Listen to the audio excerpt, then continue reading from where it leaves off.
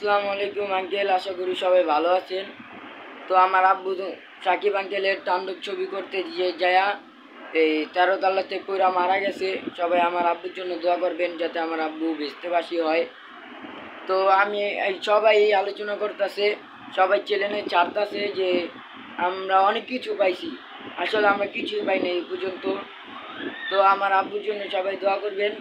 আর আমার আম্মু অনেক কষ্ট করে গেছে বিদেশ, এখন আমার আম্মু থাকতে চাইতেছে না আর আয়সা করতে চাইতেছে। তো আমার কাছে আর আমি টাকাও নাই যে না আমার আম্মুকে নিয়ে আসবো।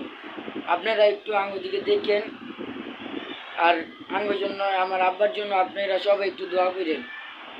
আমার আম্মুরে অনেক ঋণ করে পাঠাইছি আমরা, অনেক কষ্ট করছে আমার আম্মু। আমার আব্বু কইছে যে শুটিং করে আইয়া এই সাকিব আঙ্কেলের এই ছবিটা করে আইয়াই ঘর ভাড়া দিব, আর যত ঋণ আছে সব দিয়া দিব, আর এই যত আছে সব ক্লিয়ার করে দিব। তো আমার আব্বু তো আর আসে নাই, আল্লাহ তারে আনে নাই কা। সবাই আমার আব্বুর জন্য একটু দোয়া করবেন প্লিজ। আর আমার এই ভিডিওটা যারা যারা যারা দেখতেছেন সবাই একটু শেয়ার করে দেন, সবার কাছে পাঠিয়ে দেন, যেন সবাই একটু জানে। আমার আর্থিক অবস্থা অনেক খারাপ, আমার এই ছোটো বোনটারে আমার চালাইতে হইব, এখন আমারই সব কিছু দেখতে হইব। আমার নানা নানি পালে, আর কেউ নায়িকা আমার নানা নানি ছাড়া।